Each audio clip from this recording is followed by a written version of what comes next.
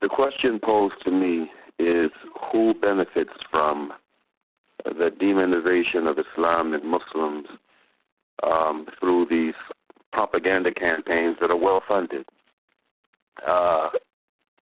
Unfortunately, there's a growing host of people that appear to be benefiting from these campaigns. This report that was just released, titled Fear, Inc., The Roots of the Islamophobia Network in America, prepared by the Center for American Progress, is a very, very revealing report.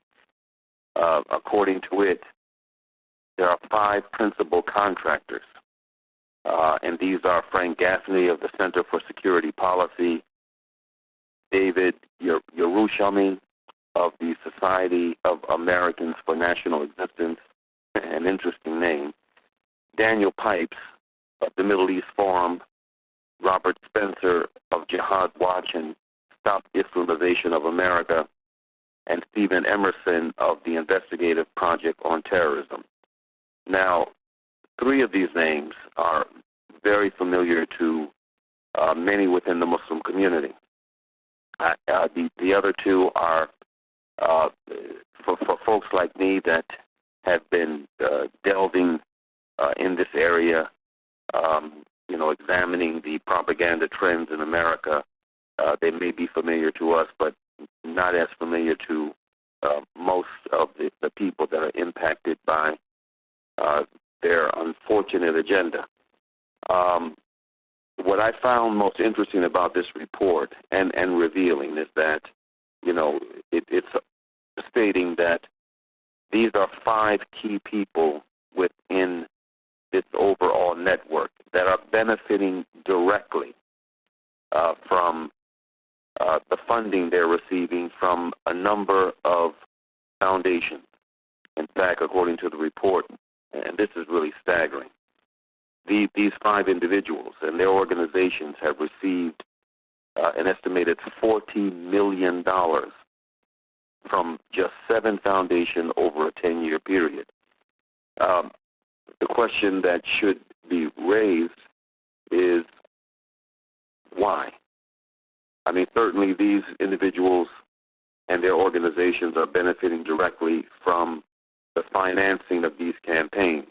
And in addition to these individuals, there are subcontractors. There are a growing army of subcontractors that are also benefiting materially from this kind of madness. But at the end of the day, the benefit to these individuals is coming at the expense of a lot of innocent people, and it's also coming at the expense of the better of the 2 Americas. And so you have, again, these private contractors and subcontractors that are benefiting financially from this, from basically exploiting fear, for doing their best to magnify fear, both here in this country and internationally. And, just exploiting it for their own personal gain.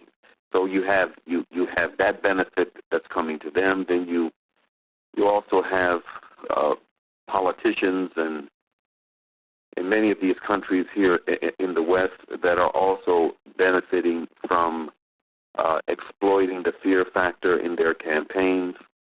There's heavy emphasis on national security, both in the micro and in the macro sense, both within the countries themselves as well as vis-a-vis its foreign policy abroad. You have this political exploitation, and then you also have, sorry to say, a religious exploitation of this fear, of this industry that has emerged post 9/11 in the global community. You have these, very extreme, fanatical,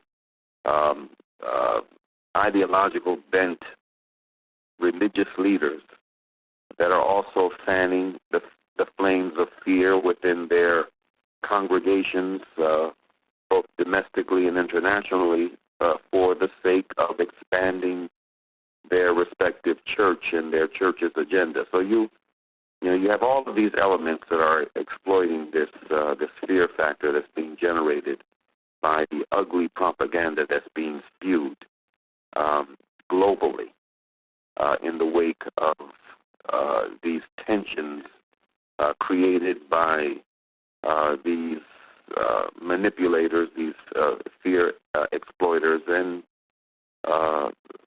the folks who are funding them for their own nefarious reasons.